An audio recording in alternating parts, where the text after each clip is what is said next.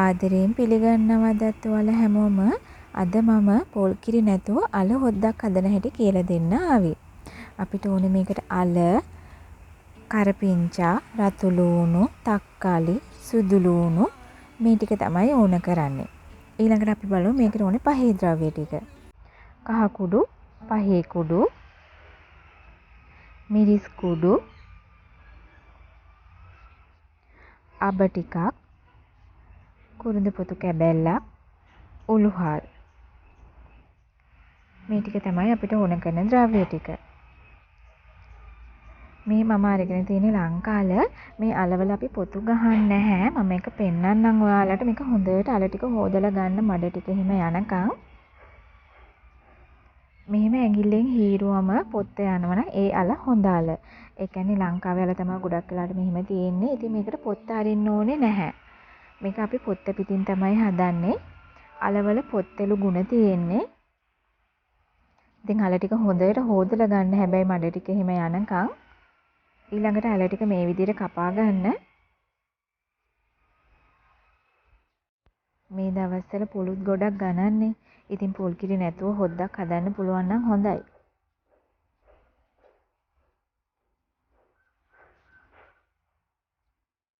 ඊළඟට තක්කාලි ටිකක් කපා ගන්න.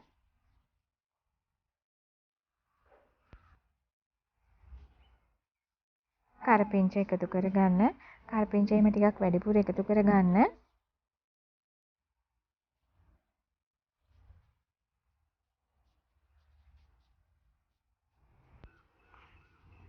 ඊළඟට මම මේකට එකතු කරගන්නේ රතු ලූණු. ඔයාලට රතු ලූණු නැත්තම් විතරක් බී ලූණු පාවිච්චි කරන්න.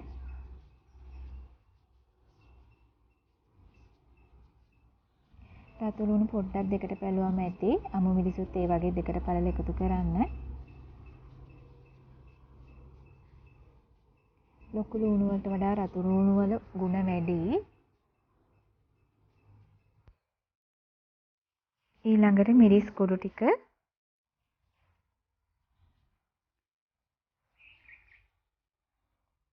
කහ කුඩු පහේ කුඩු ටිකත් එකතු කරගන්න.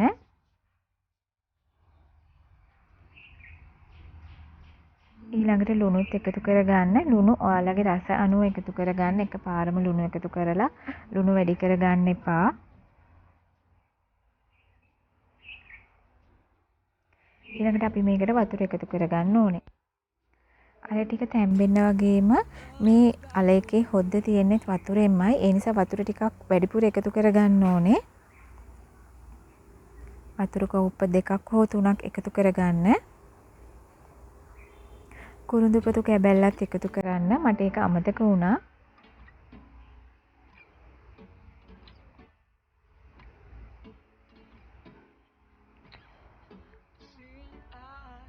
මේ විදිහට වතුර එකතු කරලා මේක තැම්බෙනකන් වහලා තියන්න ඕනේ.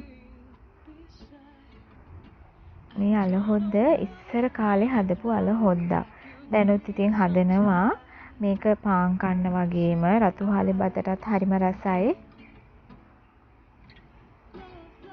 දැන් මේ විදිහට අල ටික තැම්බිලා තියෙන්නේ. ඊළඟට අපි මේ වතුර ටික පෙරලා අල ටික ටිකක් පොඩි කරගන්න ඕනේ. එතකොට තමයි මේක බොර ගතියට එන්නේ. අල ගොඩාක්ම පොඩි කරන්නේත් නැහැ. සාමාන්‍ය කෑලි හිටින තරමට පොඩි කරගන්න.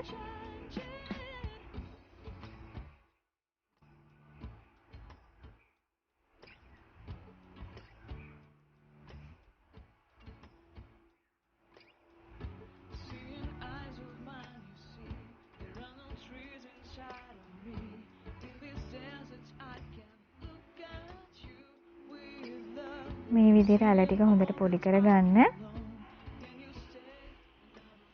මේ තියෙන අල ටික තඹ ගත්ත ඉතුරු වෙච්ච වතුර ටික. ඊළඟට ඇති ටික ලිපේ තියලා තෙල් ටික රත් වෙනකොට ඒකට තලාගත සුදු ලූණු ටික එකතු කරන්න. මේ අබ තලන්න එපා. අබ ඇට පිටින්ම එකතු කරන්න ඕනේ.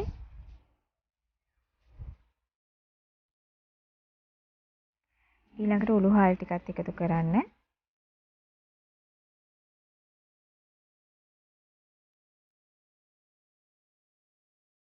මේ ටික හොඳට රන්වන් පාට වෙනකන් සුවඳ එනකන් තෙලෙන් බැදෙන්න අරින්න. ඊළඟට අපි අර පොඩි කරගත්ත අල ටික එකතු කරගන්න ඕනේ.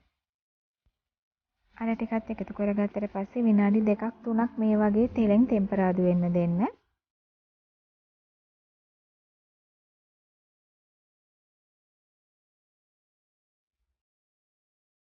ඊළඟට අර ඉතුරු වුණ වතුර ටික එකතු කරගන්න ඕනේ. ඒකෙන් තමයි අල හොද්ද හැදෙන්නේ.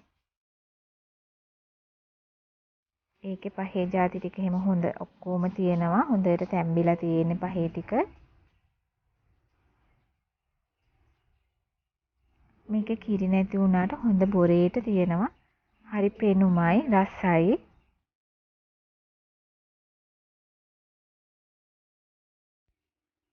පොල් කිරි දැම්මේ නැති වුණාට මේක අපිට රසට බතක් එක්ක පාන් එක්ක කන්න පුළුවන්. එහෙනම් ඊළඟ වීඩියෝ එකෙන් හමු වෙනකන් ඔබ සැමට සුබ දවසක්. මගේ channel එක හොඳයි නම් subscribe කරලා comment එකක් like එකක් දාන්න කියලා ආදරෙන් ඉල්ලා හිටිනවා.